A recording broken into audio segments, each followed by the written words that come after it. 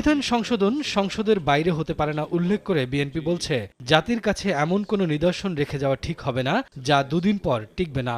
নির্বাচন অনিশ্চয়তায় পড়লে আঞ্চলিক নিরাপত্তার সংকট তৈরির শঙ্কা জানায় দলটি।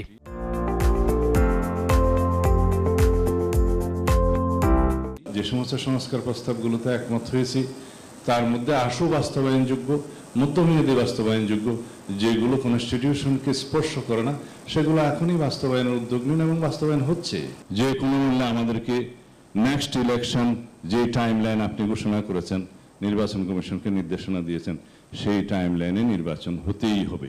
রাজনৈতিক দলের প্রতিনিধিদের বক্তব্য শেষে প্রধান উপদেষ্টা বলেন, স্বৈরাচার তৈরির সব পথ বন্ধ করতে সংস্কার ও জুলাই সনদ নিয়ে সমঝোতার আসতেই হবে। এখান থেকে বের হওয়ার কোনো উপায় নেই। ফেব্রুয়ারির প্রথমার্ধে নির্বাচনের মাধ্যমে জাতির নবজন্ম হবে বলেও আশা করেন ডক্টর ইউনূস।